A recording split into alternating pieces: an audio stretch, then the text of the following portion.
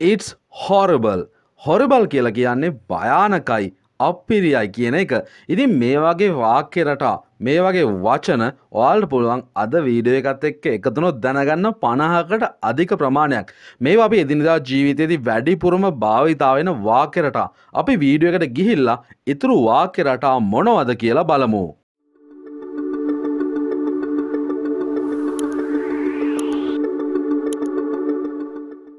No one knows. අපිට කියන්න ඕනේ මේ ගැන කවුරුවත්ම දන්නේ නැහැ කියලා. කිසිම කෙනෙක් දන්නේ නැහැ කියලා. හරිම සරලව කියන්න පුළුවන් no one knows කියලා. No one කියපු ගමන් මේ වාක්‍යේ කවුරුවත් දන්නේ නැහැ. නැත්නම් කවුරුවත් නැහැ. නැත යන අර්ථයේ කිසිම කෙනෙක් මේ වැඩේ ගැන දන්නේ නැහැ කියන එක අදහස් කරගන්න පුළුවන්. No one knows. කවුරුවත් දන්නේ නැහැ. It's remarkable. Remarkable කියන්නේ කාලඟවත් නැති විශිෂ්ට. ඔයා කැමති උපරිම දේ කියලා හිතන්නකෝ. ඔයා නිර්මාණයක් කරනවා ඒක කවුරුත් මෙච්චර කල් කරලා නැහැ. ඒකට කවුරු හරි කියන්න පුළුවන් it's remarkable කියලා. ඒක ඊටාම විශිෂ්ට සුපිරි නිර්මාණයක්. ඉතින් ඒ වගේ දෙයකට පාවිච්චි කරන්න පුළුවන් වචනයක් තමයි remarkable කියන්නේ. It's remarkable. Just a reminder. Remind කියන්නේ අපි යමක් කාට හරි මතක් කරනවට. ඔයගොල්ලන්ගේ ෆෝන් එකේ App Store එකේ අනිවාර්යෙන්ම ඇති මේ reminder app. ඔයාලට පුළුවන් ඔයාලට මොකක් හරි දෙයක් මතක් කරගන්න ඕන නම් මේ app එකක් පාවිච්චි කරලා ඒ app එක ලව්වා ඒ අදාළ වෙලාවට ඔයාලට message එකක් හරි alarm එකක් හරි වලින් ඔයාලට දැනුවත් කරගන්න පුළුවන්. ඉතින් මේ remind කියලා කියන්නේ මතක් කරනවට. Just a reminder කියන්නේ නිකමට මම මතක් කළේ. නිකම් මතක් කළේ. Just a reminder. Such a person. Such a person කියන්නේ ඒ වගේ මිනිහෙක් කියන එක. හිතන්නකො මොනවා හරි නරක වැඩක් කරපු මිනිස්සෙක් ඉන්නවා. ඉතින් අපි කියන්න පුළුවන් ඒ වගේ මිනිස්සෙක් නේද කියලා. Such a person. නැත්නම් such a person කියලා තමයි මේක කියවෙන්නේ. ඒ වගේ මිනිස්සෙක් කියන එක තමයි මේ වාක්‍යයෙන් කියවෙන්නේ. Such a person. ඒ වගේ මිනිහෙක්, ඒ වගේ මිනිස්සෙක්. Whom is this for? මේක කාටද දෙන්නේ? එහෙම නැත්නම් මේක කාටද? සරලවම මොකක් හරි දෙයක් අරගෙන මේක කාටද දෙන්න ඕනේ වගේ අහන්න ඕනේ. Whom is this for? මේක කාටද? Whom is this for? What has happened? අපි කෙලින්ම අහනවා what happened කියලා. මොනවද වෙලා තියෙන්නේ කියන්න. What has happened අහන්න පුළුවන්. මොකක්ද වෙලා තියෙන්නේ? What has happened? As a result of ඒකේ ප්‍රතිඵලයක් විදිහට ඔයා මොනවා හරි වාක්‍යයක් කියන්න යනකොට මොකක් හරි දෙයක ප්‍රතිඵලයක් ගැන කියන්න ඕනේ. මෙහෙම මහන්සි වෙලා වැඩ කරපු එකේ ප්‍රතිඵලයක් විදිහට. ඉතින් මේ වගේ කියන්න පුළුවන් ඉංග්‍රීසි වලින් as a result of කියන එක. අපි මේ වාක්‍ය දාලා නැත්නම් මේ වාක්‍ය රටා දාලා දිග වාක්‍ය හදනවා. ඉදිරි වීඩියෝස් වල අනිවාර්යයෙන්ම එකතු වෙන්න. මේ channel එකත් එක්ක subscribe කරලා නැත්නම් දැම්ම subscribe කරන්න. as a result of කියන්නේ ප්‍රතිඵලයක් විදිහට කියන එක. Not necessarily. Not necessarily කියන්නේ අනවශ්‍යයි කියන එක.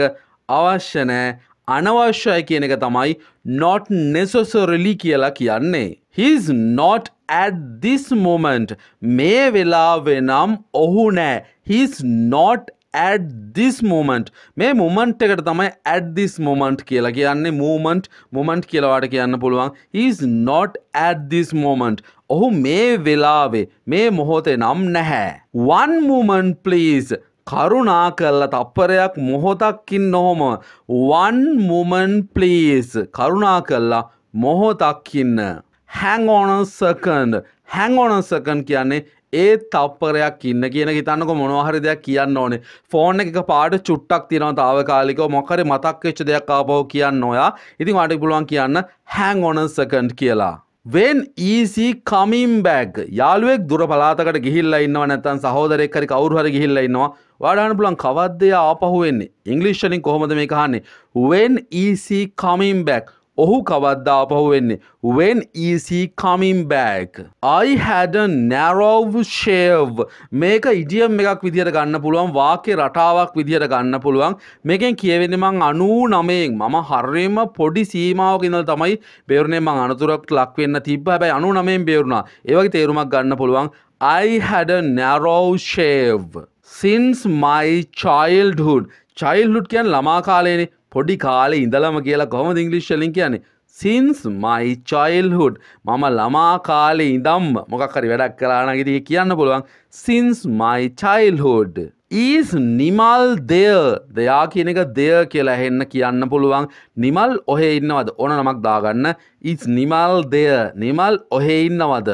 absolutely ඇත්ත වශයෙන්ම සැබවින්ම හිතන්නකො යාළුවෙක් මොකක් හරි දෙයක් ගැන කියනවා ඔයාට යාව ඒක ඔයාට 100% එකඟුණා කියලා කියන්න ඕනේ. ඇත්ත වශයෙන්ම සැබවින්ම ඒ කියපු දේ හරියටම හරි කියලා කියන්නේ absolutely කියලා. You look excited. Excited වෙනවා කියලා කියන්නේ එකපාරටම තැති අරන් කලබල වෙනවා. හිතන්නකො එකපාරටම සර්පයෙක් දැක්කවා මොකද වෙන්නේ? excited වෙනවනේ බය නම්. You look excited. ඔයා කලබල වෙලා වගේද? ඉතින් මේකේ ප්‍රශ්නයක් අහන්නේ you look excited. The condition of the patient is getting worse. Getting worse. නරක අතටපත් වෙනවා. The condition කියන්නේ තත්වය. මේ ලෙඩාගේ තත්වය නරක අතට හැරෙමින් තමයි තියෙන්නේ. English වලින් කියන්නේ the condition of the patient is getting worse කියලා. Don't judge people by your standard. Standard කියන්නේ තත්වයට ඔයා හිතන මට්ටමින් ඔයාගේ තත්වෙන් අනිත් මිනිස්සු මයින් එපා. මේක හොඳ විදිහට වෙන්නත් පුළුවන් නරක විදිහට වෙන්නත් පුළුවන්. Don't judge. Judge කරනවා කියන්නේ මයින්නවා මෙයා මෙහෙම ඇති මෙයා අර විදිහ කෙනෙක් ඇති කියලා ඔයා උපකල්පන කරනවා. ඒකට තමයි judge කරනවා කියන්නේ. Don't judge people by your standard. I don't think so. මං එහෙම හිතන්නේ නැහැ. මං ඒ විදිහට හිතන්නේ නැහැ. කොහොමද ඉංග්‍රීසි වලින් කියන්නේ? I don't think so. මං ඒ විදිහට එහෙම හිතන්නේ නැහැ. I don't think so. With every day that passes ගතවන හැම දවසක්ම ගානේ කොහොමද මේ ඉංග්‍රීසි වලින් කියන්නේ with every day that passes කියලා. May I know the reason please? කරුණාකරලා මට දැනගන්න පුළුවන්ද මොකක්ද හේතුව කියලා. මේක කාරුණිකව අහන්නේ. May I know the reason please? කරුණාකරලා මට හේතුව දැනගන්න පුළුවන්ද? May I know the reason please? At his discretion. Discretion කියන්නේ ඔයාගේ කැමැත්ත. ඔයාට යමක් තෝරගන්න තියෙන අයිතිය. ඉතින් ඒක තමයි මේ වාක්‍යයෙන් කියන්නේ ඔහුගේ අභිමතය පරිදි ඔහුගේ කැමැත්ත පරිදි කියන එක. At his discretion. Fixed time. Fixed time එකක් කියන්නේ මොකක් හරි වැඩකට ඔයා හරියටම නියම කරගත්ත දාගත්තු වෙලාවට තමයි fixed time එක කියලා කියන්නේ. I don't want to argue. Argue කරනවා කියන්නේ වාද කරනවා තර්ක කරනවට මේක එපා වෙන වැඩක්. I don't want to argue. මට වාද කරන්න ඕනේ නැහැ. මට තර්ක කරන්න ඕනේ නැහැ. Don't pretend. Pretend කියන්නේ බොරුවට මවාපානවා මේ විදිහට හැසිරෙනවා. ඉතින් එහෙම මවාපාන්න එපා. Don't pretend. Don't worry about future. අනාගතය ගැන දුක් වෙන්න එපා වැඩ කරන්න එච්චරයි. Don't worry about future. අනාගතය ගැන දුක් වෙන්න එපා කියන එක තමයි don't worry about future කියන්නේ. I will do it later. මං ඒක පස්සේ කරන්නම්. I will do it later. මං ඒක පස්සේ වෙලාවක පස්සේ කරන්නම්. I will do it later. Nothing to do that. ඒකට ඉතින් කරන්න දෙයක් නැහැ. ඒකට කරන්න කිසිම දෙයක් නැහැ. Nothing to do that. I will take care of him. මං එයාව බලා ගන්නම්. take care කියන්නේ කවුරු හරි බලා ගන්නවා රැක බලා ගන්නවට I will take care of him. මම එයාව බලා ගන්නම්. Don't block my way. මගේ පාර මං යන පාර මගේ මාර්ගය අවහිර කරන්න එපා. Don't block my way. මගේ පාර අවහිර කරන්න එපා. Don't block my way. She's well prepared. Well prepared කියන්නේ හොඳින් සූදානම් වෙලා කියන එක. Prepare කියන්නේ සූදානම් වෙලා කියන එකනේ. Well prepared කියන්නේ හොඳින් සූදානම් වෙලා කියන එක. ඇය හොඳින් සූදානම් වෙලා ඉන්නේ. She's well prepared. Please recall your memories. කරුණාකරලා මතක් කරලා බලන්න. මේ මතක් කරලා බලනවට ඉංග්‍රීසි වලින් කොහොමද කියන්නේ recall. Please recall your memories. වාගේ මතක කර නැත්නම් ඔයා කරුණාකරලා වාගේ පරණ මතක දේවල් මතක් කරලා බලන්න. May you live long. මේක ප්‍රාර්ථනයක්. ඊටාම හොඳ ප්‍රාර්ථනයක්. ඔයාට දීර්ඝායුෂ ලැබේවා. ගොඩාක් කල් ජීවත් වේවා. May you live long. May you have a sweet life. Sweet කියන්නේ මිහිරි කියන එක. May you have a sweet life. ඔයාගේ ජීවිතය මිහිරි වේවා කියලා ප්‍රාර්ථනයක් කරන්න පුළුවන්. විශේෂයෙන්ම මේ ප්‍රාර්ථනාවලදී අපි පාවිච්චි කරන පදයක් තමයි මේ may කියන පදය. May you have a bright future. ඔයාගේ අනාගතය දීප්තිමත් වේවා. ලස්සන දීප්තිමත් අනාගතයකට සුබ පතනවා කියන්න තමයි may you have a bright future කියලා කියන්නේ. May your hand be strong. ඔබේ දෑත් ශක්තිමත් වේවා. දෑත් කියනවා කරන කියන වැඩ හොඳින් කරන්න ශක්තිය ලැබේවා කියන එක. May your hand be strong. May God bless you. ඔබට දෙවි පිහිටයි. මේක ගොඩක් අය කියන වාක්‍ය රටාවක්. May God bless you. May the triple gem bless you. Triple gem bless you කියන්නේ ත්‍රිවිධ රත්නේ ආශිර්වාද ලැබේවා කියන එක. May the triple gem bless you. May you be a great man or person. උතුම් මනුෂ්‍යෙක් නැත්නම් ඔබ උතුම් පුද්ගලයෙක් වේවා කියලා ප්‍රාර්ථනා කරන්න පුළුවන්. May you be a great man. එහෙම නැත්නම් great person. May you be a lucky person. ඔයා වාසනාවන්ත පුද්ගලයෙක් වේවා කියන්නේ කොහොමද? May you be a lucky person. May you have the win. ඔයාට ජයග්‍රහණයම ලැබේවා. ඔබට ජයම වේවා. May you have the win. Never mention it again. ඒක ආපහු කවදාවත් මතක් කරන්න එපා.